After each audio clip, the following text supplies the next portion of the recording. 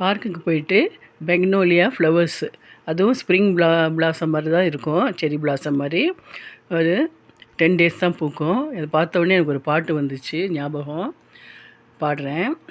குயில் பாட்டு ஓ வந்ததுங்க இளமானே, அதை கேட்டு ஓ செல்வதெங்கே மனம் தானே, இன்று வந்த இன்பம் என்னவோ அதை கண்டு கண்டு அன்பு பொங்கவோ, குயிலே போ போ இனி நான் தானே, இனி ஒன்றாகும் அது என்றாகும், குயில் பாட்டு ஓ வந்ததென்ன இளமானே, அதை கேட்டு ஓ செல்வதெங்கே மனம் தானே, இன்று வந்த இன்பம் என்னவோ அதை கண்டு கண்டு அன்பு பொங்கவோ, குயிலே போ போ இனி நான் தானே.